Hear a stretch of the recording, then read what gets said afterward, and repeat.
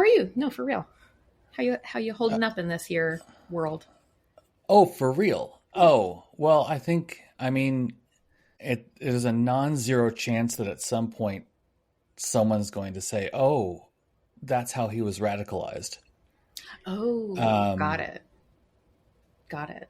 Honestly, it's probably best for me to be very careful about how I speak about things for a Okay. while, not because of fear of the government, but just fear of being even more ostracized than I am by people who spend most of their time thinking, "Yeah, this will all take care of itself," and Mm, that's how they engage with the world. yeah. Yeah. And I think there are periods of time where people have to do that, and that's fine. Yeah. So it's a weird time, obviously, but Incredibly. it's also like really trying to figure out where my line is and what I'm willing to do to protect, if I'm being quite honest, my status quo, Mm, while also making the status quo for others better. Like, that's not the right way to phrase it, but yeah. No, I I think guess that's a the very way I've always honest thought about it is like perspective. I'm in a position of privilege, and I don't want my privilege taken away, but I want my privilege given to other people. Mm. Like, I want everybody to have this level of privilege. Oh, yeah, that's so hard.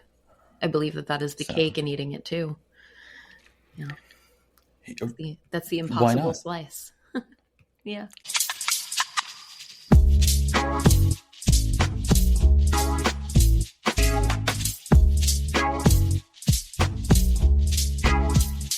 What are you spending your time with these days?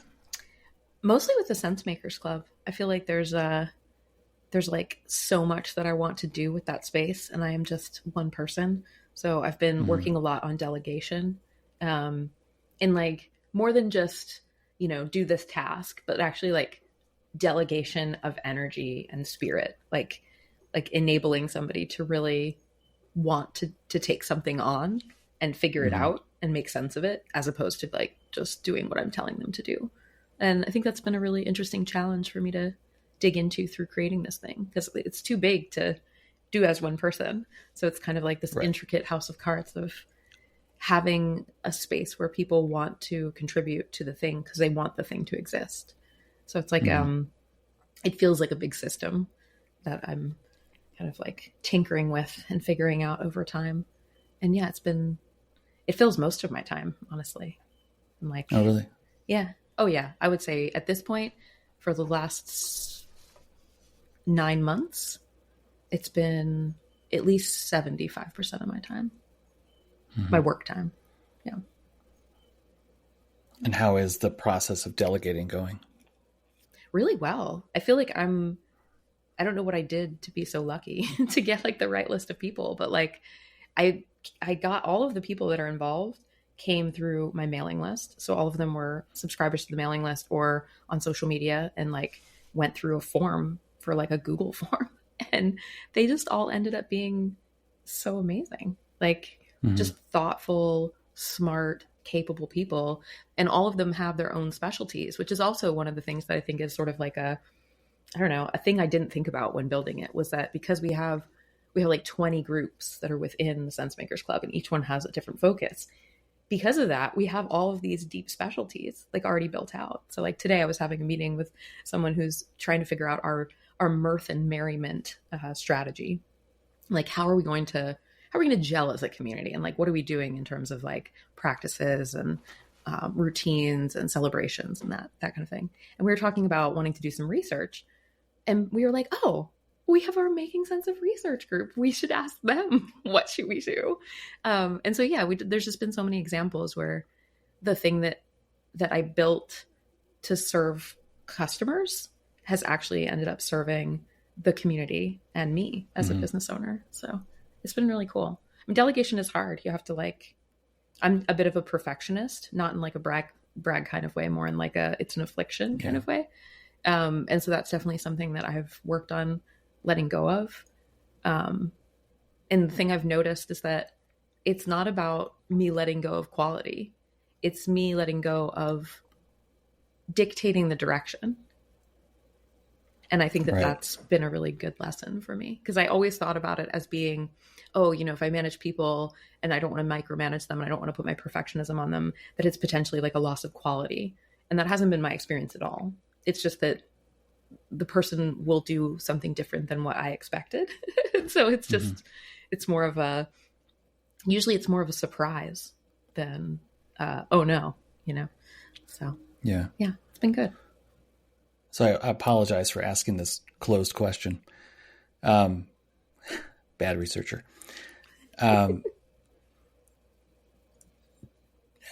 do you find the interaction between you and the people who are showing up for that, being surprised, for you to be surprised about what they're doing implies to me that you have given up some control over things. Yeah. A lot. I'm wondering on the other end of the spectrum, or the other side of the whatever metaphor,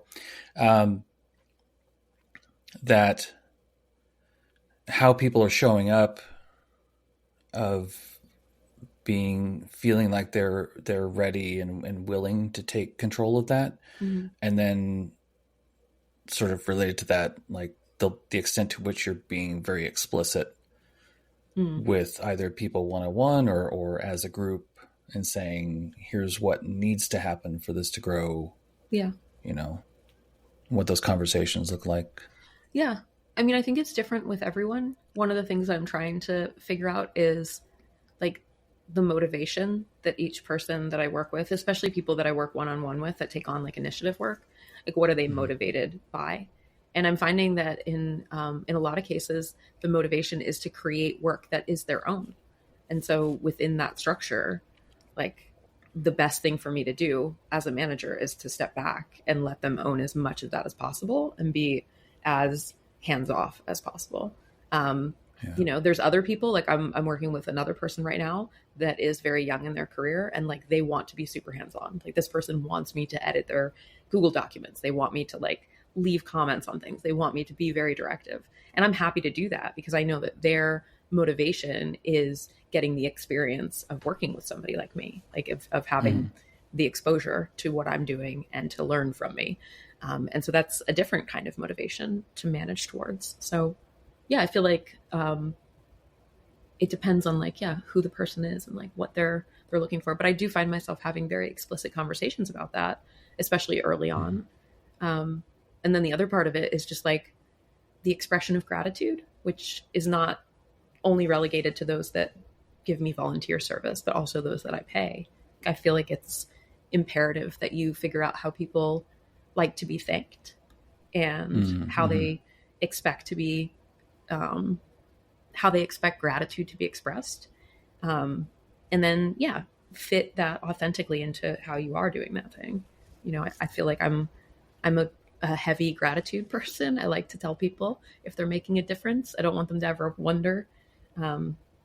But some people want, like I had one person that I've created content with that said once to me that when I say express compliments about them, they don't believe me, that it's not like an authentic enough translation, not just from me, but for anybody. And that instead the things that they like is like seeing customer feedback from the thing that we made. Like that's proof. Like my opinion, like you work with me, you have to say that, you have to believe in me, like versus like when I get a really great comment on social media about something that we made, I'm very quick to be like, hey, email, did you see this? So that I know that matters to that person. So yeah, I feel like that, I don't know. I've never managed this many people before. So it's a lot to kind of figure out, but I do have a Notion database about them all. So. Right. How many people are you at right now? We have 135 members, and there are currently 43 discussion leaders that are all on a volunteer basis. Yeah. Yeah, it's a big. I can see why that is taking up a lot of your time. Yeah, but I mean, in the delegation side, one of the main delegation projects I've had over the last quarter was splitting up my operational responsibilities and getting discussion leaders to step into leadership roles to manage aspects of the business. So we have one person who's stepped forward to manage marketing and communications, somebody else who's stepped forward about leadership, and then another one who stepped forward about mirth and merriment. And then I'm still managing kind of the educational and events stuff myself, as well as the overall operational strategy. So hopefully that's something that I can eventually piece out to other folks. But yeah, that's kind of where we're at now. Where are you at sort of operationally about like building and maintaining or growing? Like where's that energy going right now? I would definitely say we're growing right now. We're trying to grow to a point of being self-sustainable. And that right now, it's been the experience of like kind of understanding a membership business is brand new to me, just from like a mental model standpoint, and figuring out like the right churn rate to plan for and how to think about different pricing levels, how to think about integrating the scholarshiping process and different discount levels that we do for different, events and other things. So all of that kind of combined puts into like all of the operational complexities of like, yeah, it's like a big matrix of like that stuff against all this stuff. And what comes out is right now we need to grow, but there's also a limit on the growth. So one of the things that I've definitely identified is that like the small group nature of the discussions is what people like. It's what makes them feel included and welcome and like valued, is like hearing their actual voice in the conversation. So there is a point, if the maths, that there will be a time where we have enough members that the average discussion attendance is high enough that it feels like it's no longer a small group discussion. We would have to grow about 75% to get to that point, which I feel fairly good about kind of continuing down that path for a little while longer before deciding what that limiter means. I'm kind of hopeful that I have that problem to solve at some point. But for now, I'm sort of like riding the roller coaster of like things go up and then they come down a little bit, and then they go up and then they come down a little bit. And the number one thing that's been interesting is understanding why people don't engage with the product, right? Because there's like, with a membership product, there's an aspirational part, and then there's like an actually practical usage part. And you can nail practical usage, but the aspirational user doesn't go away. And so, yeah, can you convert more aspirational users into actual users so that you don't have their eventual churn? That's sort of the big question right now. So we're putting a lot of resources towards that. With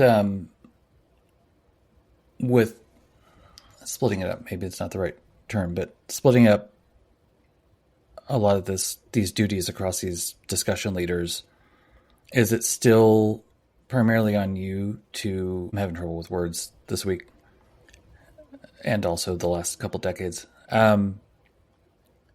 to bring all that together and tell a cohesive story that everybody can understand, or how is that? Yeah, no, I'm definitely still the chief sense maker that's sort of bringing it all together. But what I've tried to do is allocate parts of my calendar every week to spending time with those folks, so that everything that they're doing is something that's easy for me to be reported out to at the very least, but also actively involved in, if at the very most. So my calendar is a series of one-on-ones with those folks, and then the meetings that I myself want to attend or host myself. And yeah, it definitely feels like a workplace these days, which is cool.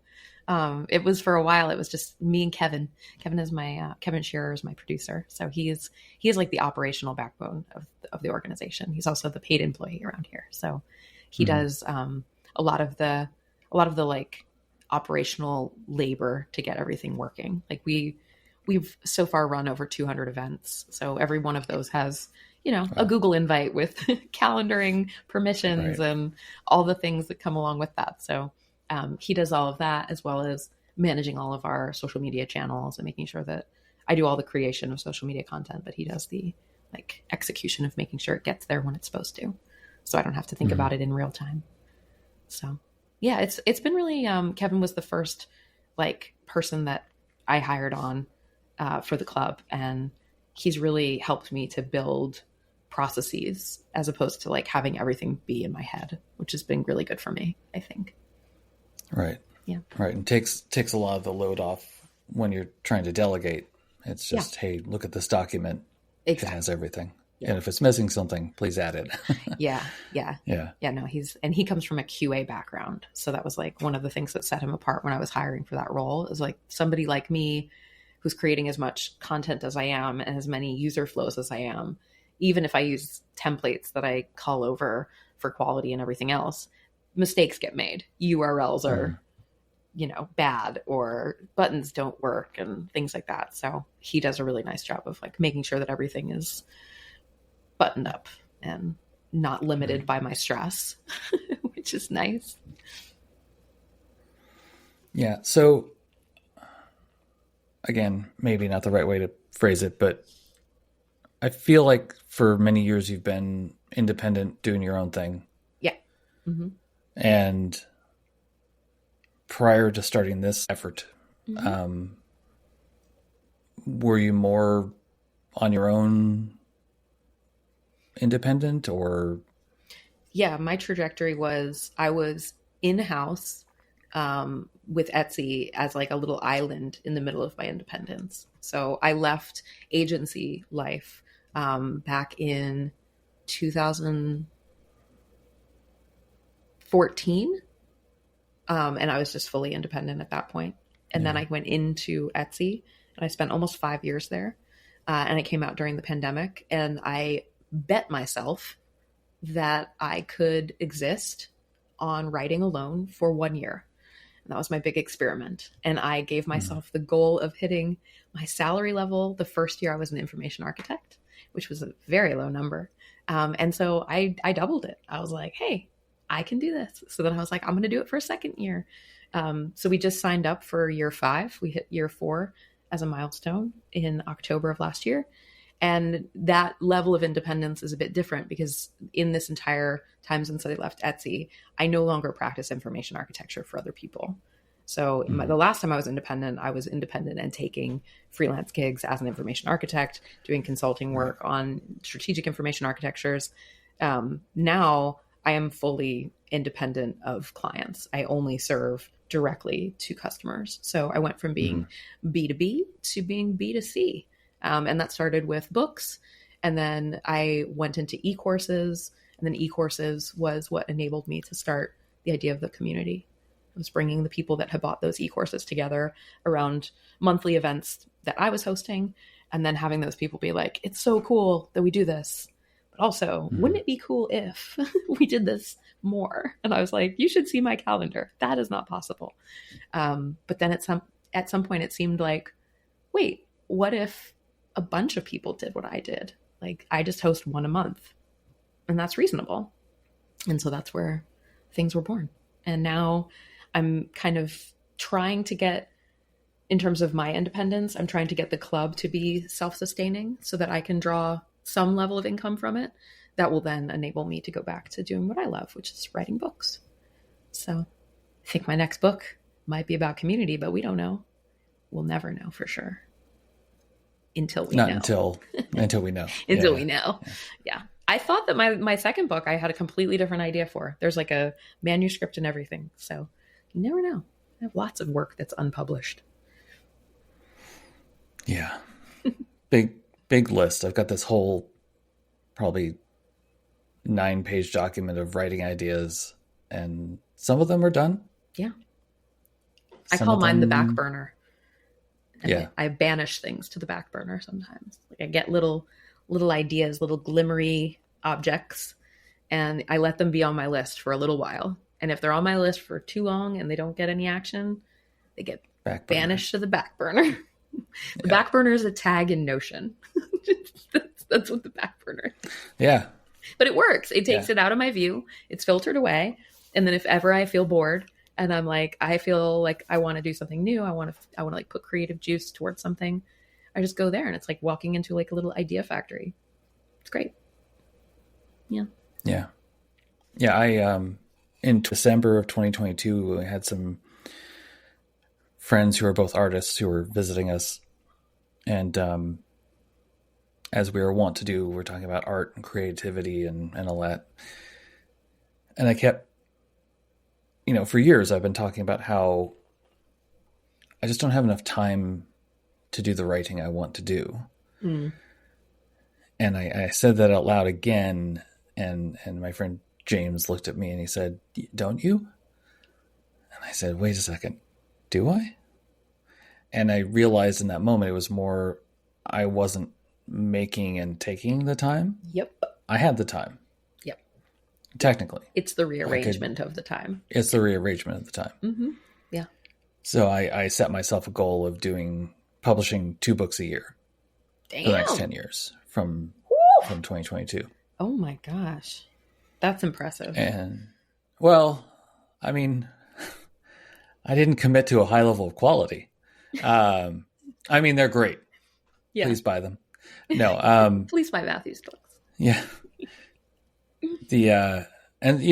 For the first 2 years, I did 2. Last year, I only did 1. It's okay. I'm not going to try and do 3 this year to catch up. Don't do it. But the goal at the start of every year is to get 2 books done. Wow. And like, for me, that's been sort of the saving grace of life over the past couple of years, is that I have these projects that I'm in full control of, relatively speaking, whether or not they succeed. And it's a creative outlet. And this isn't a backhanded way of me saying you should be working on this book. And I don't mean it like that, but like, no, I'm on a blog year. I need that outlet. Right? I'm on a blog year. This is I like to alternate. Like, I actually have a different strategy. I feel like the blog years have become really fruitful for me. Like, I will dedicate an entire year to actually writing a blog post every single month and really writing like a nice long form piece. And I did that 2 years ago. And it was super fruitful. It made it so I knew what I was doing. Like, I just felt very like I had a direction. And so I started doing that for 2025. And I'm only on the second month, and the beginning of the second month, no less. And I already see how it's working again, because my brain thrives on a theme. Like, I need to have a theme.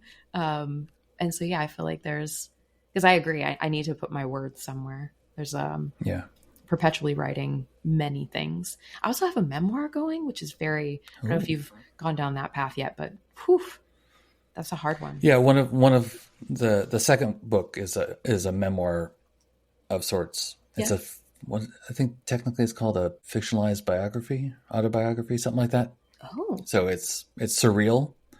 And that's fascinating. Most of the stuff in it did definitely happen, but a lot of it didn't, and it's just a way of like expressing some of the emotional aspects of things rather than the factual aspects of things. Very interesting. I have like no idea how to write in like memoir style. That's the thing that I've been running into. It's like I only know how to write nonfiction, but nonfiction from a personal experience standpoint. And I don't know how to write anything else, really. I mean, I guess strategy decks, I know how to write those, but neither of those resemble memoir writing. So I've been considering getting some kind of a class, or I don't know, joining a writing group or something like that. Because I really do want to explore that aspect of writing. Because I really enjoy writing like as a activity. I like producing words from my head. I think it's really satisfying. Yeah. Well, I'm very much on the side of, I don't think there's a wrong way to do it, as long as you're expressing yourself the way you want to. I do think taking a class is never a bad idea, because at the very least you're going to be exposed to a different way of looking at it. Yeah. And it's going to either be like, oh yeah, that's exactly what I need, or that's not quite it, but this might work. Yeah. Also, accountability really works well for me. Like, the accountability of having a class is probably what I need. Yeah. Put a little fire under my butt. For now, it just, it comes in like 20 or 30-minute spurts. To your point, I haven't like dedicated time towards it, so it doesn't exist. That's kind of what's happening. Yeah. That's okay. I mean, it's not like you're not writing. No. You know? No. But the last book that I wrote when I was writing Stuck, I had like a really regimented writing schedule, which was different than the first book that I wrote, which was really free form and took like 18 months to write. Stuck was like, I showed up every single morning at the exact same location, which is right here at this little writing desk that's next to my big desk. And I would write for 1 hour or 1,000 words, whichever came first. And it usually was that the 1,000 words came first, but sometimes it would be the hour. And so, that was it. And I was pandemic parenting at that point. And that was all I could do, but it got done. Like it got done that way. I think things really come together that way. It did become really important to leave myself like direction. So the outline stage became really important, more so than my first book. It's like you couldn't go free form because you only had an hour. So it's like, right. And then you're going to be time like to think about where you are. I literally would like at one point, I don't remember if it might've been Stephen King, that he has a book on writing. And I feel like he had this, it was like leaving it in the middle of a sentence or like at the crescendo of an action, like just stop writing, because then your brain will be like tricked right back into the flow when you get back there the next day. And that worked really well for me, just to like kind of leave on a high as opposed to like finish a section and then blinking cursor of death the next morning. Yeah. It's the classic, like in theater or whatever, leave them wanting more. It's except you're leaving your future self wanting more and wanting to engage. And that's a great approach. Yeah. I'm homeschooling my son. And I've actually read about that approach in homeschooling. That's like one of the recommended approaches, is like when you're giving a lesson, don't end the lesson like at some logical place, but like end it when there's been some sort of like success or ease with what they're doing, and then wrap it up, because then it's more like motivating the next time that they go to do the thing, because they're sort of like, oh right, yeah, that was fun, that was the thing we remember. It's like that was fun and easy, as opposed to like, oh no, that was when things got hard and we gave up, which that can be the other way if you don't catch it soon enough. Yeah it's a tough thing to balance, that's for sure. But how is the homeschooling going? So far so good. We're early in the journey, so I'll know much later on, but I think that it's a good choice for us right now. So I'm happy that we're able to do that for him. Yeah, we did it for the middle school years. Oh, nice. I did it for the high school years myself, so I'm very familiar with the homeschooling. And it's become much more popular since I did it, 30 years ago? So. Yeah. There's a lot of things about Portland that make it pretty easy to do. Easier. It's probably still around because, it's been a while, but there's a place called Village Home, which is sort of collective unschooling. So like the kids can go there and take classes from people in the community kind of thing. Cool. And they're not always in home. Yeah. And then there's this thing called Trackers in Portland, which is an outdoor school. Oh, nice. That is designed to give kids like a forest school. Outdoor exposure and experience. Yeah, that's awesome. So it's, as I guess Sagan would have been, what are they at that age? 11, something like that. 12. I can't remember. But I remember picking them up from Trackers, and we went to the store and people are like looking at my kid weird. And I looked and I'm like, oh, it's because they have a knife on their belt. That would be why. Yeah. They're trained to use knives correctly and safely. And so it's not a big deal. And people get scared by that. So, it's so funny. But it was pretty wonderful to have like a lot of these different services available to support. Yeah. No, we have a lot here in Florida. Please leave the house. Yeah. Yeah. Yeah, here in Florida, we actually have a lot of homeschool enablement resources, which is nice, and the That's state is great. very supportive of it. Um, so that's nice. It's a plus for the whole thing. Yeah. Yeah. Well, it sounds like there's a lot of things currently taking your time, but also rewarding stuff. Yeah, it's all mine, you know? Like Yeah. I'm not spending any of my brain cycles thinking about somebody's $1 billion business getting another, you know, $1 billion. I'm Yeah. not I'm not thinking about like convincing somebody to invest in their information architecture strategy. I'm not thinking about whether or not somebody's going to buy my big project that's going to pay the bills for the next however many months. Like I'm not. It's just a completely different way of Hmm. existing, which is nice. I Yeah. needed that. Like, you know, rounding back to burnout recovery. I just my body could not take that anymore. So it was a much slower pace of life, and it's better for me. It's also like there's grief, you know, involved in like the difference between those lives. And Hmm.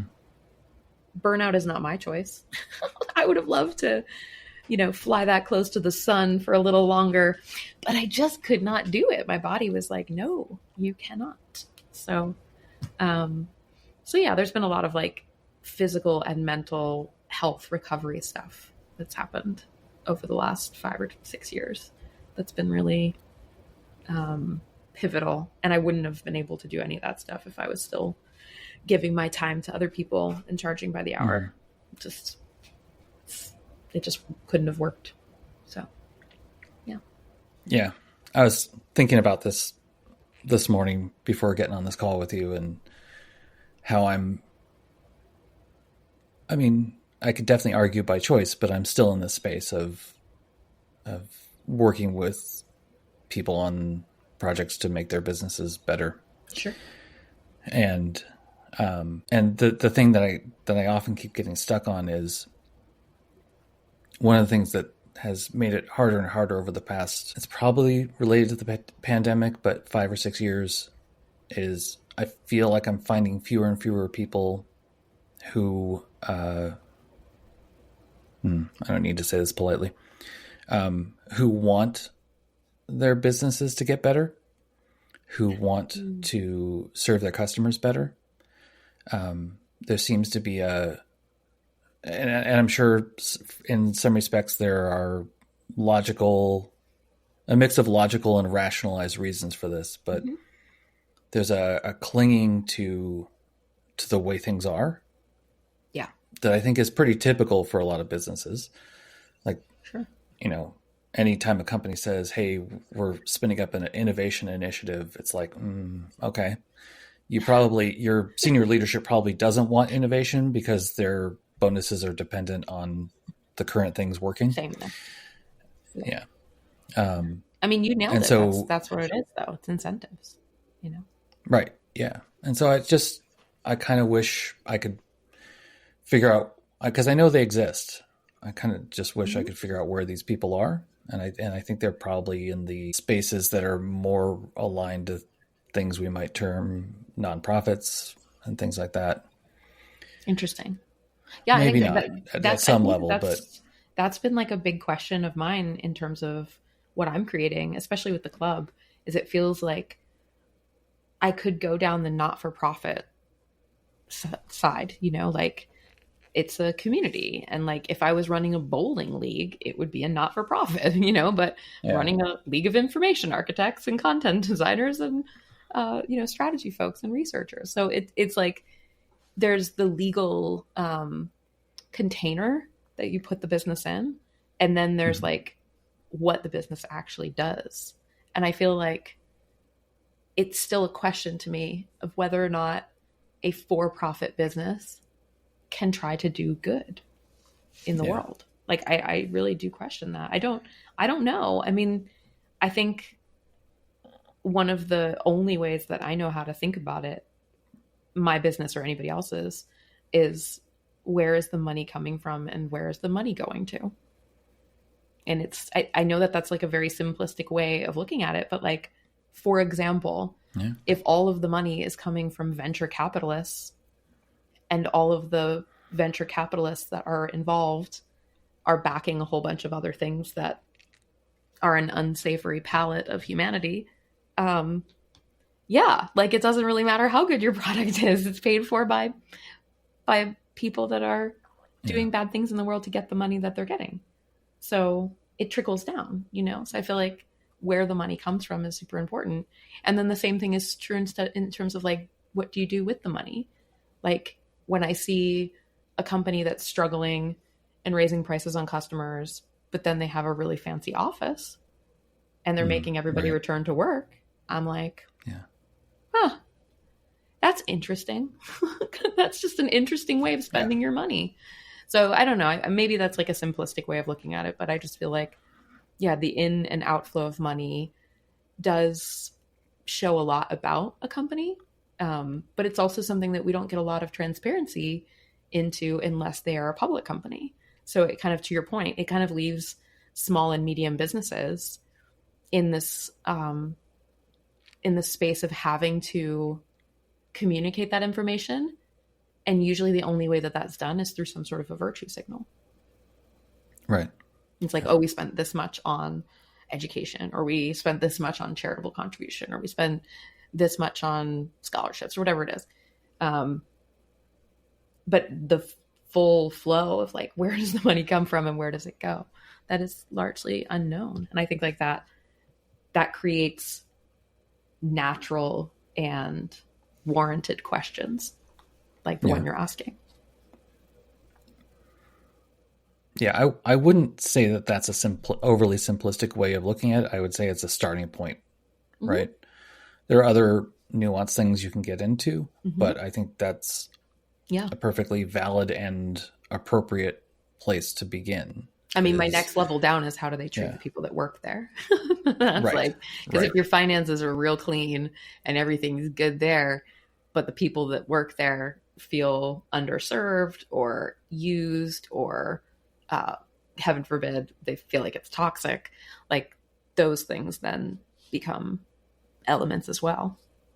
But it's weird. I had the conversation with a friend recently about like, what is our obligation as consumers to do that kind of research into the companies that we then fund with our hard-earned dollars, you know, because like they live in a country where that kind of thing is not discussed. Like it just isn't. This idea that we're like not shopping at certain big box stores because of their removal of some kind of support for this and that, like that's just not something that exists outside of the American oligarchy. So yeah, to discuss it even it's new, Matthew.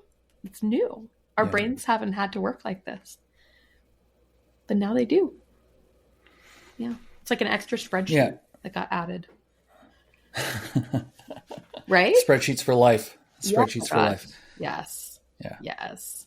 And I think that's like at the beginning of our conversation when I talked about like I have my privilege and I don't want it taken away and I want other people to have it. I think what you're talking about right there is a privilege that I want other people to have, is the time and space and education and understanding to be able to make those choices. Yes. Because, you know, with the exception of two products, one that we need, one that we like, that only get sold through Amazon, we don't buy from Amazon anymore. And when it does come time to get those two products, we sit down and we're like, are we really doing this? Were we really doing this? What are we doing here? Doing it? Yeah. Pressing the button? Oh man. Yeah. Yeah. I have not weaned off of Amazon yet. It's interesting because as an author, my first book, the rights to my first book are owned by Amazon. Like I technically can't reprint How to Make Sense of Any Mess without Amazon's permission. And I derive income from Amazon. And so, and also people buy my books on Amazon. So it's like, I cannot say that I am anti-Amazon while still taking an income from Amazon. I also worked at a company, Etsy, who saw the direct impact on small businesses that Amazon had. I mean, I worked at Etsy during the height of that, and it was really shocking and sad to see how that happened. And the rollout of that has not stopped. Like, it is still the case that there are small business owners out there whose things are perpetually stolen or pushed down in the algorithms by people that are just taking a different tact and using the technology not in like off ways. They're using them in prescribed ways. They're watching YouTube videos of like how to get your Etsy listing, up. But then there's artisans that don't have that skill set, don't have that time or the energy. And like, who wants to do that? Like you got a shop because you were making the thing you were making, not because you wanted to be a e-commerce marketer, So yeah, I think Amazon and the like has changed the world, but it's similar to like Facebook. It's like, can you be a business and not exist on Facebook is something that I hear a lot from folks. And like, I'm a business that doesn't exist on Facebook. But I don't know the impact of that. I have no idea. Maybe we would go gangbusters if we had Facebook. I kind of doubt it at this point. I think we've missed the Facebook boat. But LinkedIn is the place now that I'm kind of like, gosh, I don't like it here. But the return on investment for posting there seems to be worth it to go there by scheduled post occasionally. But yeah, I don't know. I feel like there's an in-betweenness to all of this. It feels very in transition. So a lot of sense to be made here, for sure. Yeah.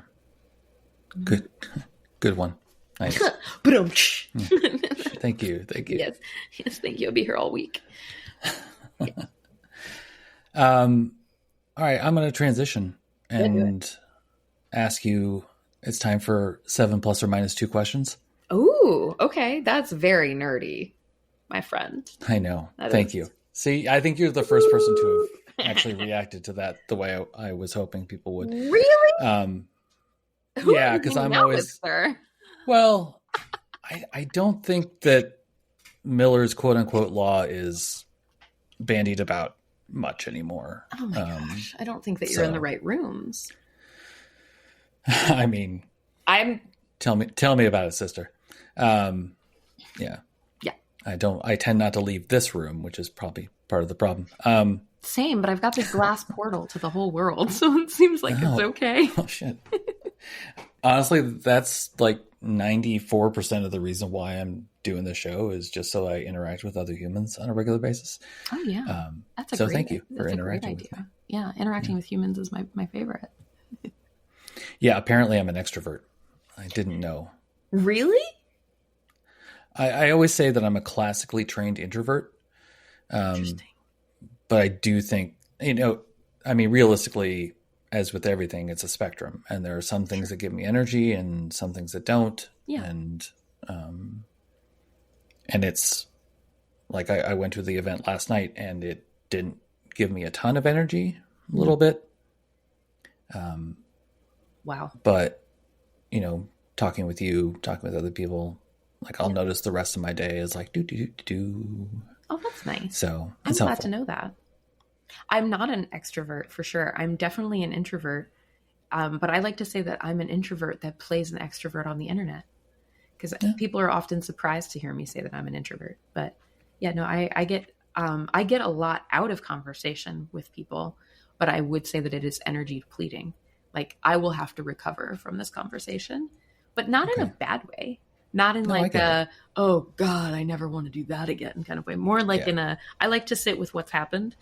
And I like to sit with like the thought.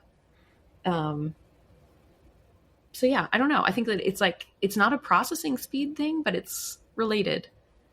But yeah, I find myself to like definitely get a lot out of human interaction, obviously. And I really like understanding and working with humans, like me, a human. But I also am like completely exhausted by it almost instantaneously. So it's a big reason that I don't do the conference thing anymore. Because I'm glad that I did it, and I'm glad I did it for the years that I did, but I didn't understand how it was contributing to my burnout. And that was mainly because I could not plan enough recovery.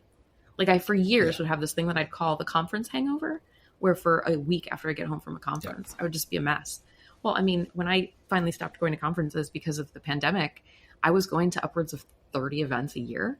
Like you're going to be burnt out. Right. Yeah. But if you want to sell books as an independent author, I get it. Yeah. Yeah. So yeah, it's like building a world where I can make the things I want to make and still talk to the people I want to talk to and reach the audience I want to reach without physically taxing myself to the point of burnout. Yeah, that's like the mess of my life to make sense of, I would say. Yeah. Yeah. Yeah. I'm glad you're there. Like mentally, like you're figuring that out and doing the things to protect your future self. Thank you for saying that. It makes me think about the girl that I was like 10 years ago that didn't know. She didn't know she was burning herself out at all. Yeah. She was. Same. Yeah. Yeah. Like I know what's happening now, Matthew. We were just kids. Yeah. Oh, yeah. Yeah. Okay. All right. 7 plus or minus 2 time. And you can interpret these however you like. Okay, there's no limit. Okay. What is one thing you'd change about your profession? My profession? Like my personal profession, or like the field in which my profession is in? You said I could interpret it either way. Shoot. Whatever you like, yeah. Yeah. I think I would change. I would make it so the words information architecture did not send red flags in so many people's brains that made them think it was something that was too complex for them to tackle, or that it was a bunch of people that were going to convince them that it was too complex for them to tackle. I think that's what I would change. Yeah. Okay. What do you wish people cared more about?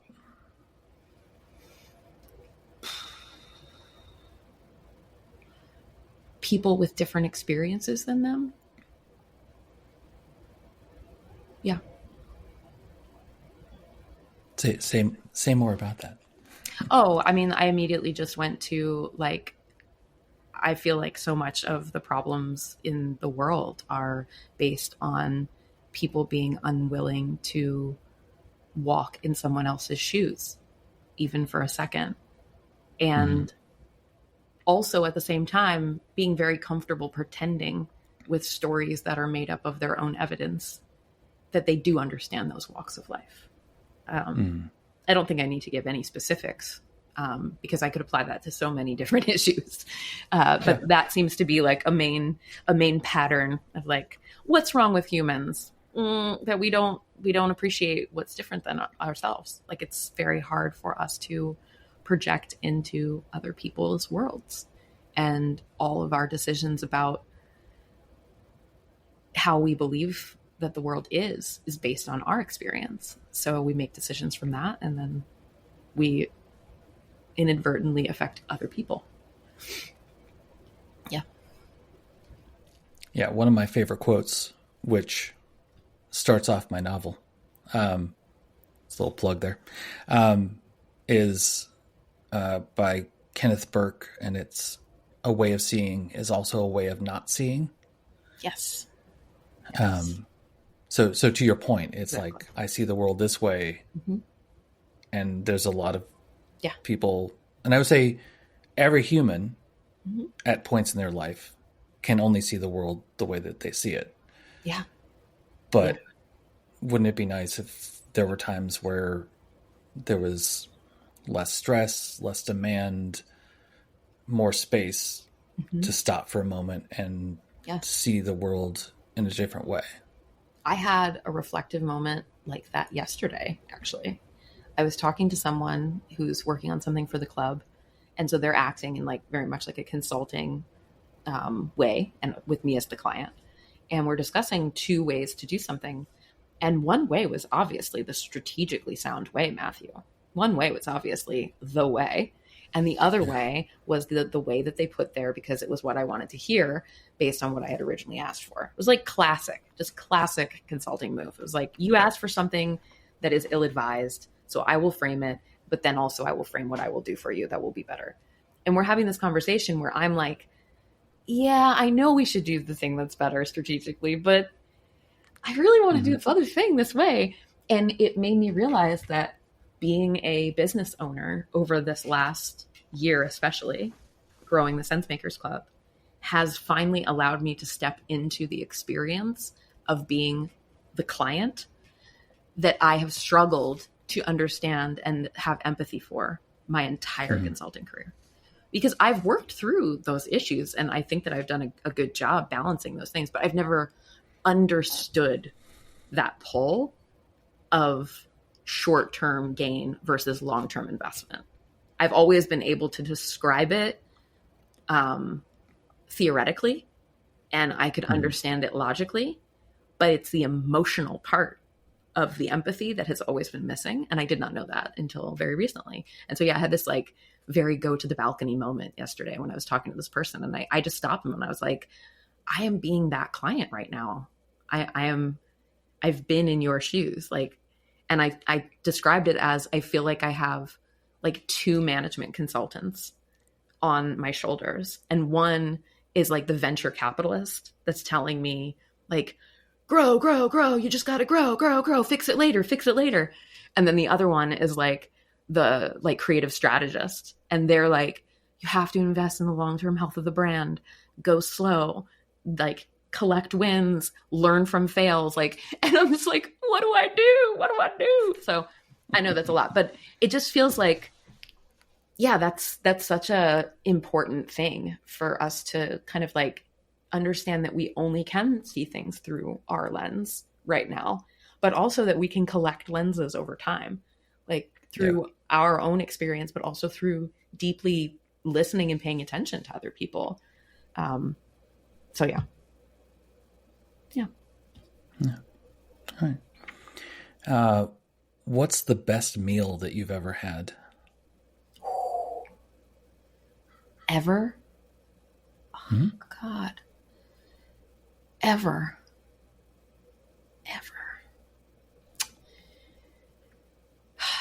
Okay, I'm going to pick a really silly one because it happened in Portland and I appreciate it very, very much. And I would definitely put this top. Well, Portland is silly, so great. From a food standpoint, silly in the best freaking way. But this is a silly, silly story of frivolity from a culinary delight standpoint. Okay. So I had a period of time where I was working for Nike and I was working on this diagram that was the size of an entire room. So there's like a very, very large diagram. And so I had to go there every other week. And I was going there to interview all these subject matter experts. Well, 3 months into me doing this, we had like kind of like a big reveal moment, if you will, where there was like coming together and all these different subject matter experts came together and we had this big meeting and it was just so fun and so awesome. And everybody was like, hurrah, hurrah, hooray. We have this diagram. So of course we all go out to dinner. Okay. So we go out to dinner at this place in downtown Portland. And amongst other things, Portland is very well known to have delicious freaking oysters. So the project manager is ordering table style because this is far too large a party to just like go person to person. Yeah, so he's just making decisions. Sure. So he puts in the order. And then everybody realizes as the food is coming that he has ordered oysters.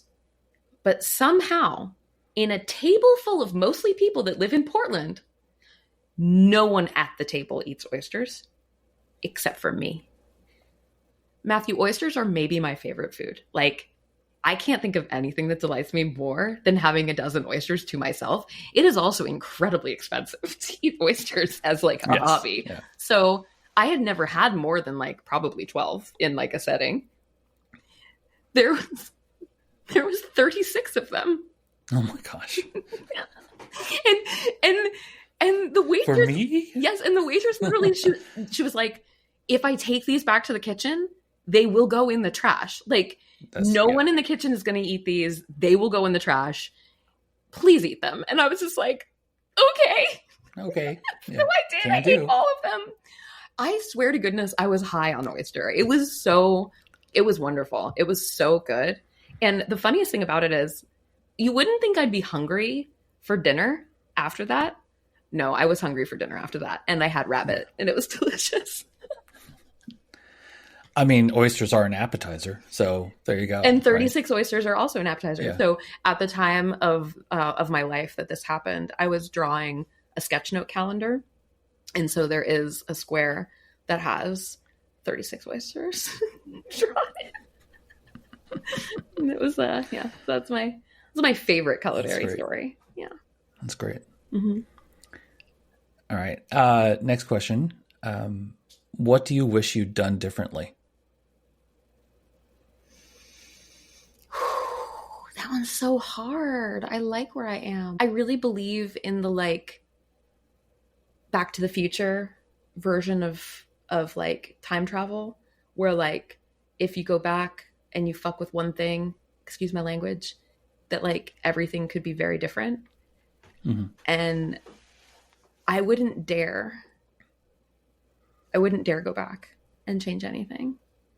There are lessons that I have learned that I try to like tell other people, mostly about burnout recognition and the impact of perfectionism. Like if I meet somebody in their 20s that describes themselves to me as a perfectionist and I have any opportunity to advise that person, I absolutely fucking will. But yeah, would I go back and change it?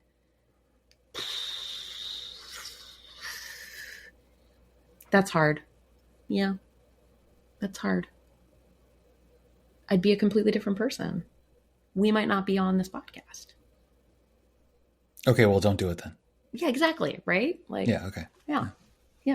So, right. There's no wrong answer to any of these questions. Yeah.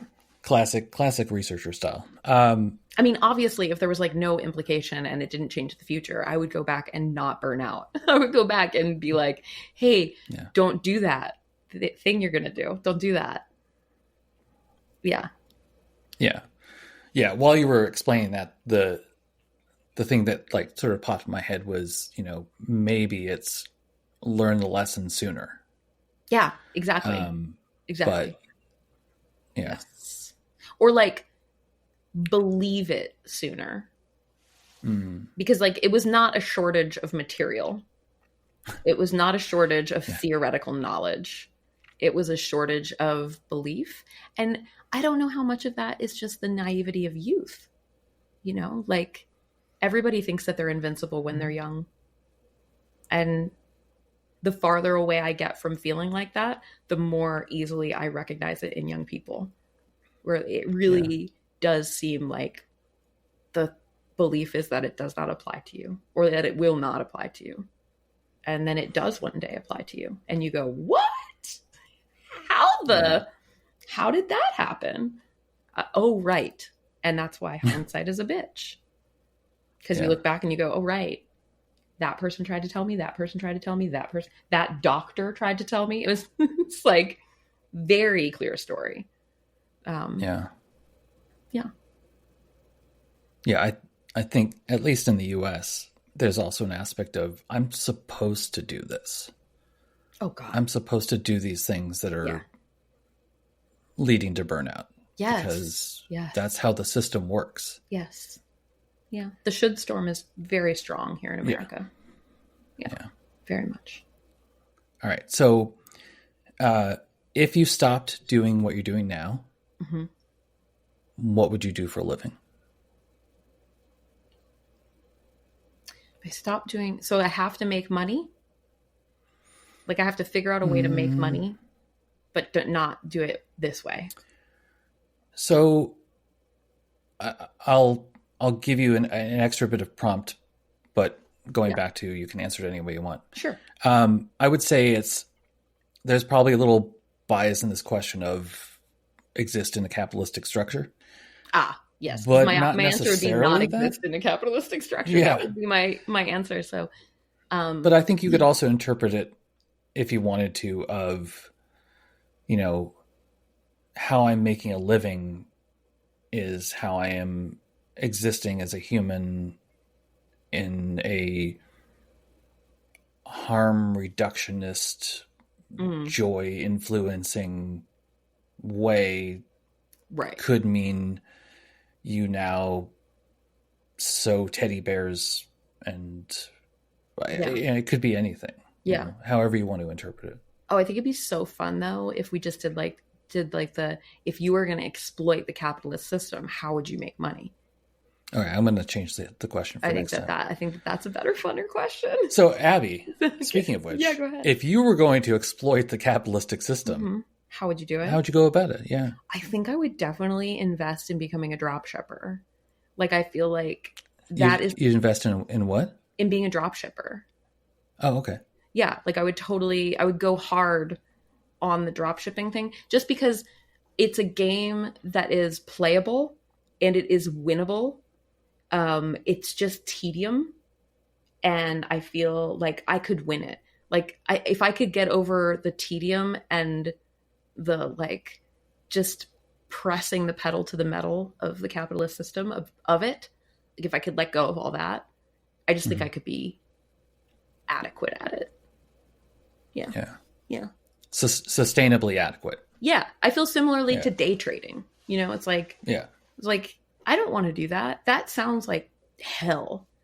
But if I needed to exploit the capitalist system, that is a way I could make money from my computer without leaving my house or being reporting to another person. So I feel similarly about dropshipping.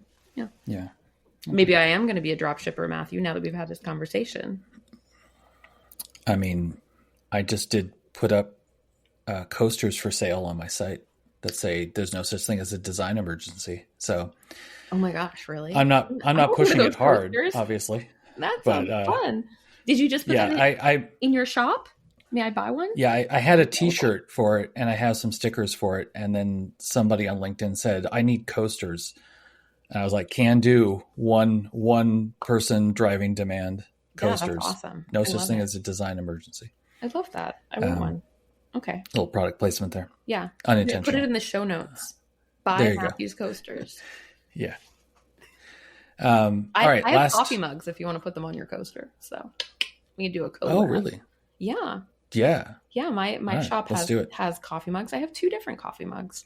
One says I make sense of messes, and the other one is the Sensemakers Club. So I'm gonna find a link to that, and I'm gonna connect it to the post that I just made on LinkedIn about the coaster. So yeah, not that LinkedIn will display it because it's a link that goes off of LinkedIn, and they don't like that. But it won't, and that's true. For the 12 people that see it, it'll be gangbusters for both of us. So they finally caught everybody with the linking comments thing, and they've now decided to hide those comments, which is a particular shade of evil that has been. Yeah. All right.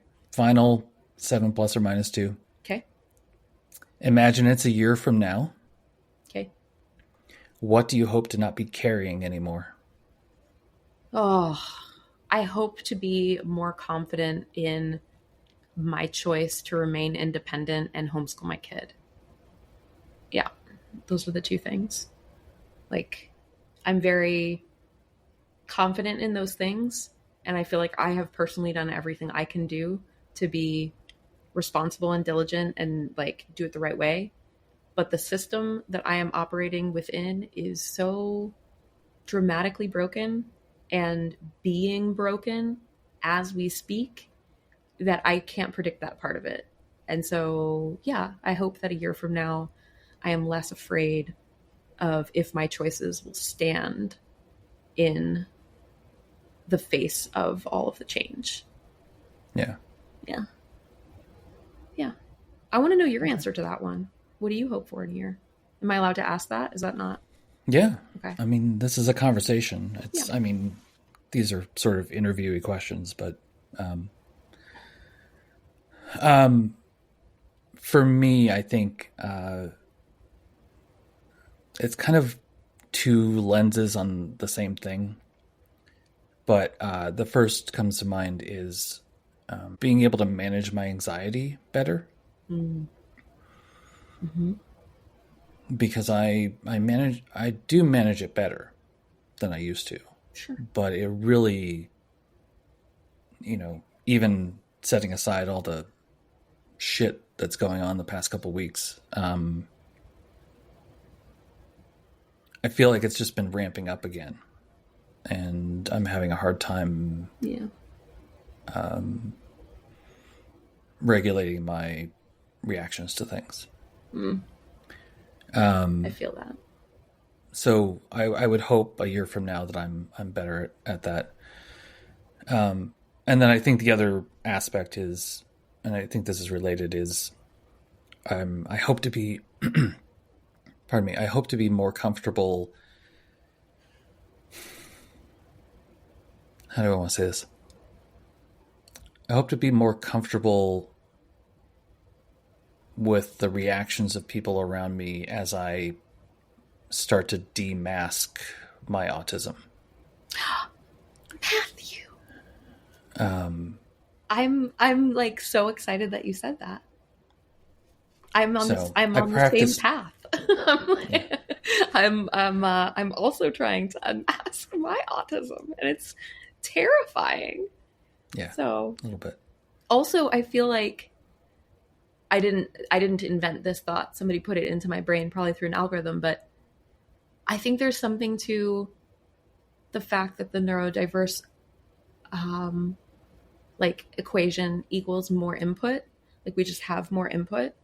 That like we are more anxious right now. That is just what's happening. And like, I don't know, my therapist just tries to remind me of that in terms of like, I'm built in a way that I get more input from everything. And yeah, I'm so glad that you're on that path. Are you late diagnosed as well? Yeah. It's so heartbreaking. Like the grief that I was mentioning earlier has a lot to do with that, Because like, I'm really glad to know this missing puzzle piece, but I don't know about you, but like, it made me so sad for past versions of me that didn't know about that just thought I was an asshole, Like really. I used to tell people that I'm an asshole. I'm not an asshole. Just have some very, very specific ways of moving through the world that are not aligned with other people. And that's, Yeah. I'm so glad you're on that path. And also, I'm so sorry that you've, I got to practice at the event I went to last night. I took these headphones, and which are excellent noise canceling. Yeah. They are. And it meant that when I went home afterwards, I wasn't completely deflated. Yes. Just a little bit, but it was okay. No, the accommodation thing is so critical.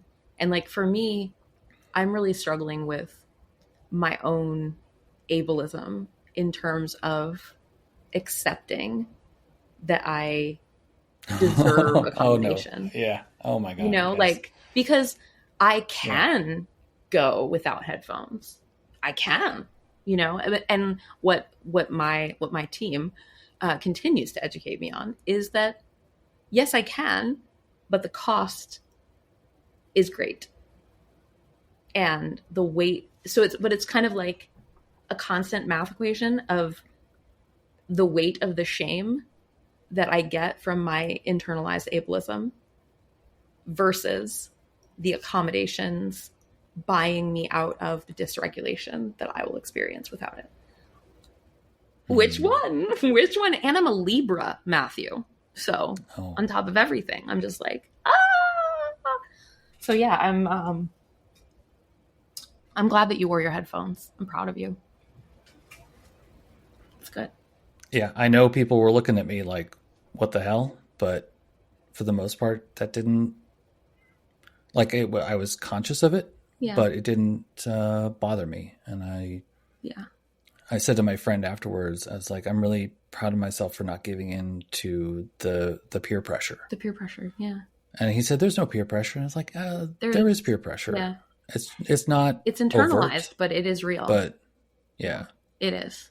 Yeah, it is. So yeah, I feel like one of the things that has pushed me and helped me is the parenting aspect. Like parenting a child on the spectrum has opened me up to understanding how important those accommodations are, because I'm seeing how important they are before you have the social graces forced onto you. And that is the only thing that's convincing me that I deserve them, is like seeing the difference between him being able to participate in something versus not. Knowing that just for decades, I just pushed myself to participate anyways, mask through it, and then live with the results after, which usually were pretty horrific.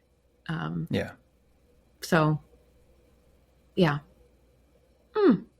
Did not expect to go there in the last few minutes of this podcast, Matthew. Did not expect. You're welcome. And, just as an external reminder, Abby. Yes. Your voice is necessary to the world.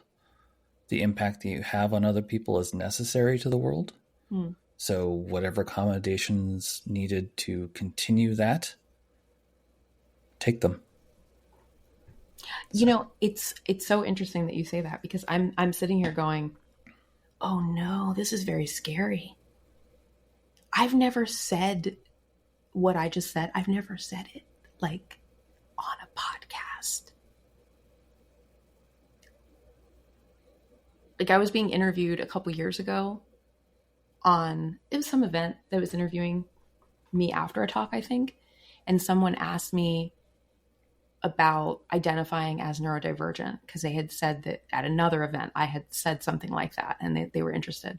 And at that event, I disclosed ADHD, because that's where I was at in my journey.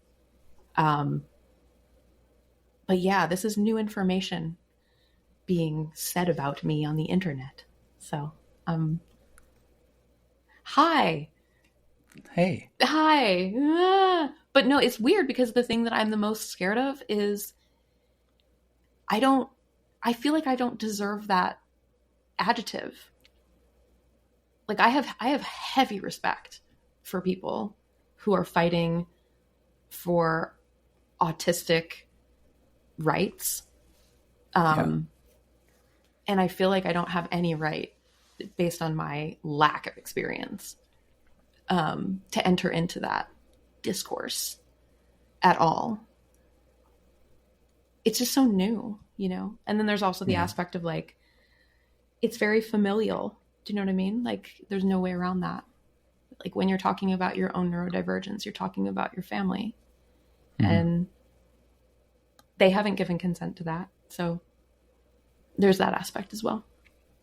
Because I can't talk about mine without it being, like, the parenting aspect is a critical part of how I even came upon this information to begin with, So yeah. Well, I'll leave you with a thought that I'm stealing from somebody else whose name I can't remember. But it was a TEDx talk, and she was talking about coming out as gay. And she had this line that has stuck with me ever since I heard it, and there is no harder, there's just hard. So your difficulties in life are not a competition with other people's difficulties in life. Even though you can respect and understand and have empathy for the fact that some things might be harder for other people, you're not in competition with their difficulties. Your own is your own, and I've never heard that. Deserve the space. Yeah, I've never heard that. And I needed to hear that today, Matthew. Yeah. Yeah, actually, honestly, this is an intervention. Is this when the sign drops? Yeah, the sign drops up. Come on, guys. Okay, come on in. Yeah. This is how Matthew publicly pressured me to come out as autistic on the internet. That's right. Yeah. Matthew is a bully, and No, he deserves to be canceled. I've had so many conversations where people have been trying to tell me the thing that you just said so beautifully in that quote.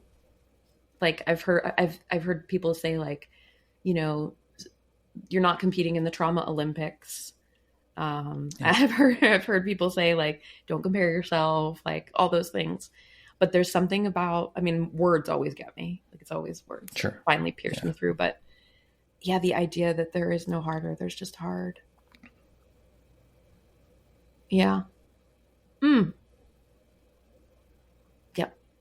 I don't believe in angels, but I do believe in the universe. And you're definitely an arbiter of the universe today. So thank you. I know we booked this call like weeks ago, and somehow every other Wednesday I needed to hear this. Yeah. Perfect. Well, I'm glad I could help. Yeah. No, you did. This was lovely. Thank you for having me. All right. Well, let's stop talking. Okay. And then you can recover from. I'm gonna go lay and look at the ceiling now with my little friend.